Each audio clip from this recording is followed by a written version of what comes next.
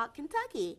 Unapologetically Woman, Sherelle Roberts, that's you. Oh, thank you. I'm so excited to be here. So happy to have you on the show. That intro was everything. I'm like, is it me? Are we talking about me? Let's jump right into Sure. it. So we want to know about your upbringing, what brought you to the career you're in now. Tell us all the things. So all the things. All the things. Well, I guess I can't start talking about my upbringing without talking about the fact that I am somebody who is firmly planted in faith. So my father, minister, pastor, my mom, choir director, me just continuing the work in the church, continuing working in ministry and doing things of that nature. So first and foremost, like at the award show, giving honor to God, like that. So that's number one. I'm originally from Columbus, Ohio. And when I was a kid, I was obsessed with politics. And my parents didn't know what to do with that because we weren't a political family at all. And I remember really getting into politics when I was about 7. And so that's kind of guided my whole career from being in the media, working in government, doing political campaigns to now being a political scientist. So it's a winding road, but it all makes sense. So young. So tell me about that. At 7, what did you see? What were you influenced by that made you become interested in politics? So when I was 7, it was right in the middle of the Gulf War. So that was the first Iraq War. And I remember every night watching Dan Rather on the CBS Evening News. And at the end of the broadcast, they would always show people who were killed in battle either that day or recently.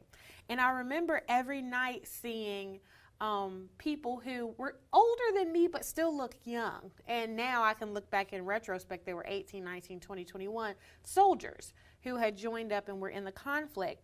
And I remember somehow just understanding that these people who aren't much older than me are dying because of politics. And I know it was a very serious 7-year-old. And that's what really got me into it, trying to understand how war and government went together. Okay. And what did you do in the meantime? Like at 7, I know there's not much you can do, but did you get involved in anything? Did you take classes in high school where you were volunteering? No, I wasn't you know how you see these kids and they're like 7 years old, they've written a concerto, they've started a nonprofit. No, I was just watching the news, being fascinated. And then probably when I was 15, we had a shadow day at school. And they said, well, you've got to decide what you wanted to do. And I had always wanted to be a forensic scientist. Okay. Was really into that. And I had someone actually tell me, you can't be a scientist because you're not good at math. And so that really stayed with me. And I decided, well, what am I good at? I'm good at talking. Okay, how can I get paid to talk? And so I decided to go shadow a television anchor. And from that day, I knew that I wanted to be a reporter anchor, but I wanted to have an eye on government. So I always had considered that I would want to be an embedded journalist in war zones. Oh, wow. God didn't take me there, at least not yet. But that's how it all really got started. But one thing I want to say, and I appreciate God, is that word that I was not good at math stayed with me. And so then when I was 35 and I was deciding that I wanted to get a PhD, one of the things I had to do was a lot of math. And I said, I'm going to teach myself. So I went from elementary level math on Khan Academy and worked my way all the way up to higher level college math, took my test, did good enough to get in, and thanks be to God, I am a scientist now, just a political scientist. So it's just funny to see how it all came together. But even how the delay was there because someone spoke that word into my life and I believed it. But I thank God because, what he says about you is ultimately, what's going to be. So I guess he had planted that seed in my little heart that I was going to be a scientist, and here we are. And people don't know that to be a political scientist, it does take math. It takes statistics, economy, all of that. So I'm glad that you did not let that hold you back. Yeah, well, it took 35 years. But we did it. Tell us how you got to Kentucky. Okay, so I got to Kentucky for my second reporting job. After I got out of college, I went straight to working in television, a little station in Maryland. Got the call to Lexington to work at the CBS station about a year and a half later. Did that and got burned out fast. And then went to go work in government. But that's how I ended up here. That was 16 years ago. Wow. I was supposed to be here 2 years. Ask me what happened. That is awesome. So tell us about your work in government. Sure. So when I went to work in government, it was as a spokesperson because, again, we have to get paid to talk, right? That's all I thought we would ever be doing. And so went to work as a spokesperson for the police department. They had never had a civilian, non-sworn person to work in that position. That led to being the spokesperson for the Department of Public Safety, which led to kind of a stint where I started running political campaigns and did a couple of those. And then I went to go work in the Bashir administration for a couple of years. Took some time off. I don't know how I ended up back in TV, but yes, I'm back in TV, and I'm also teaching at UK political science. That is awesome. Now, I know that you consider yourself an introvert. Yes. So what are the biggest challenges with what you do along with being an introvert? Okay, so when I tell people that, they're like, quit playing. Lie to somebody else. But I really am. I'm one of those people where I could be alone for a long period of time and be completely fine. Now, I have gotten used to my dog. That's my baby. So I miss her. Yes, I'm a dog one. So I miss her. But I think the biggest challenge being an introvert is you have to hype yourself up to do what I'm doing right now. Like after this, I'm going to lose all my energy. But you have to hype yourself up to be able to speak and to be able to deliver. And then afterwards, you need hours or days to recharge. Right. And I don't think people understand that. Extroverted introverts are just faking it till we make it. Wow. Well, that's good to know because seeing you like this, you think you're like this all the time. And I think that that's what young viewers and young girls, when they see role models, they think that they're just that and what they see. Yeah. And so it's good to know that, you know, you need that confidence booster and to hype yourself up. Yes. And that's what I try to be as transparent about it as possible, but also transparent about the fact that I don't look like this 24/7. I don't come with makeup. I don't come with eyelashes. I don't come with wigs and extensions. You know, this is a presentation. This was put together with much work, and this is only my 5-minute face. This isn't even my full one. But I do think it's important that we talk to young people about that because everybody is so put together and so plastic looking now, especially on TV, and we don't see a lot of body diversity either. And so young people are chasing after these looks. Right. That are unobtainable sometimes. That was purchased, you know, so. That's very true. That's very true. So we heard the one piece of negative advice that you received. Yes. What is the most positive, best piece of advice that you've received? Oh my goodness. You know, this is an interesting story. I'm not sure if this is the best piece of advice, but I'm going to share it anyway. Share it. So, share it. We want to know all the tea. So there was a woman who spoke to me one day at church, and she got married very young, and she had a lot of children very quickly, and that caused her to put many of her aspirations on the back burner. Yeah. And I think that she didn't think it all the way through, and she hadn't considered what is going down this path going to mean for what I want to do.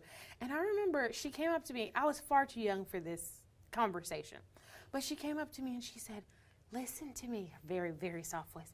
Listen to me. I want you to go to school. I want you to get everything done before you get married and have kids. And teenage me is like, okay, like, all right. But it was really good advice, and I reflect on that many times, and I think she was somebody who was probably feeling desperate, having a bad day, saw me and thought, I don't want to see her go down the same path as me, and she gave me that advice. But it was very helpful because I grew up in a very traditional culture where, you know, being a mom and a wife is something that's highly valued, and I think it should be because it's a wonderful calling. But it's not the only thing that you can do. Right. And so having someone to say, there's other things that you can do, and if you want to do this, just make sure you're ready. Ready.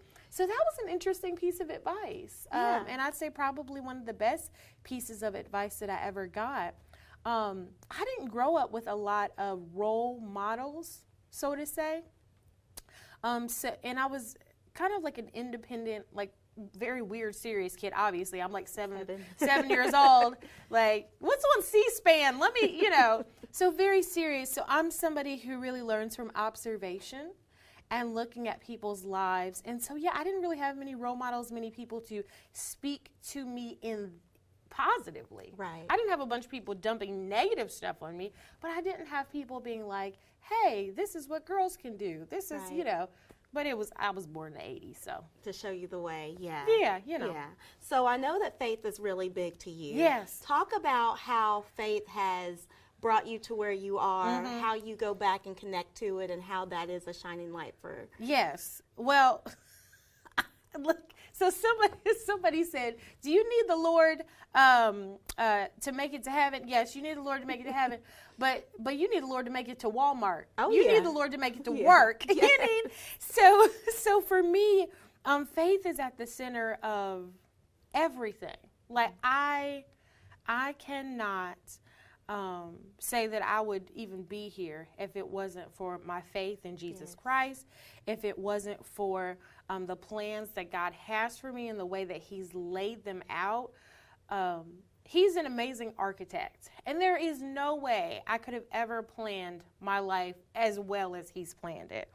So, I start my day with just talking to the Lord, playing some music. Listen, I have whole church services by myself at home and in the car. Right.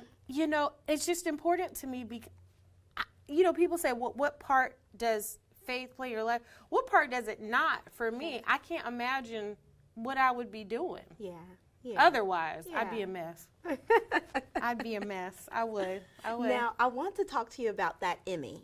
Okay, Please tell me about the experience of winning. So, that was really a blessing. So, after I had left television, I was like, I'm never going back. First of all, never say never, but I was like, I'm never going back.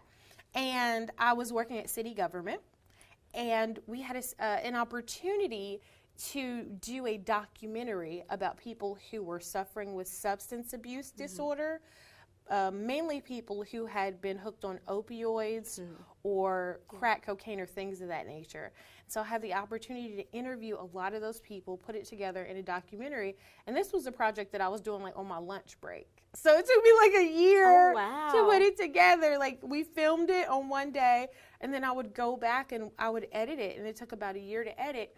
And then at the end, I was just like, guys, I think this might be kind of good. We should put it in for an Emmy.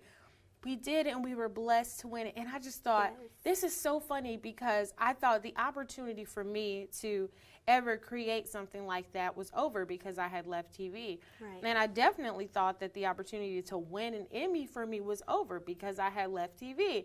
Again, God plans my life better than I ever could. And so when we won that Emmy, it was just like, is this real life? Like, it was. And now here we are again with a talk show back on TV. And, we're going to submit some stuff for the Emmys again this year. So we'll see what happens. That's awesome. And it's so unique because it's a group of women. Yes. And how is working in that atmosphere? Because I'm sure it's not always been like that, where you're just working with just women. Yeah, it's really good. So I'm the executive producer and the host of the show. So it's taking the vision every day and bringing it to life. And we've just got a great group of women, a diverse group of women. I wanted to make sure we had a racially diverse group. I wanted to make sure that we had diversity of life experiences. We have moms who have children with special needs. We have somebody who doesn't have any kids. We have those who are married. We have those who are single. Because we wanted to be able to have a dialogue and a conversation for women and about women. And then one of the things that was really important to me was to have guests of all ethnic backgrounds. Yeah. Because I think, especially on local TV, we get a little bit homogenous when it comes to who gets the spotlight, who gets to show their business, who gets to share their story. And so it's really important for me to be highlighting lots of different voices. It's a women's show, so lots of different voices of women, but especially women of color and women who don't get seen. So I think people have their favorite psychologist, their favorite doctor that they feature, their favorite sports player that they feature. And you think, well, are these the only 20 people that live in Kentucky? Yeah. And so we're always looking to lift up those voices that don't get heard or seen. Now, Sharon came on the show. Oh, yes. And I was like, I'm unapologetically woman to come on the show. And she came on the show and she killed it. And she was able to talk about the amazing work that you all are doing here, about her show. And sometimes I wonder, because the people who are creating these shows are so ethnically homogeneous that a lot of times we miss voices that we could otherwise hear if we had more diversity at the table when it comes to decision making. So I take that really, really seriously, and it's been a blessing to be able to bring lots of different voices from other communities. And it's amazing for young girls, young viewers to see that and to see themselves on TV. And there's a quote that this reminds me of, what they see is what they will be. And so your show just brings so much to young girls that I know personally. Really? And so, so I just want to say thank you for that, which leads me to also ask you for one piece of advice that you would give young viewers watching the show that are looking up and wondering, how does she do this? You know, the one piece of advice I would give is to be as honest as you can. Be as honest as you can with yourself. Be as honest as you can with other people. Now, it's one thing to lie to somebody else, but it's a whole other thing to lie to yourself. Yeah. And I think we get in dangerous positions where we deny the truth about ourselves, when we deny the truth about how we feel, how others are interacting with us and treating us, because women, we're pleasers. Oh, it's okay. It'll be all right. Oh, we don't tell the truth. And so I think being as truthful as you can, learning yourself, and really seeking the truth about who you are from God, right? It's like if something breaks, you take it to the manufacturer to fix it, right? You take it to the person who made it to fix it. Like, you got a Toyota, take it to the Toyota dealer so they can fix it. And it's like God made us. So if you get a little broken, if you get a little confused, get a little off track, take it back to the Creator and let Him tell you about it. And that's really my best advice. Yeah, thank you so much for being on the show. It was fun to be on the other side of the microphone.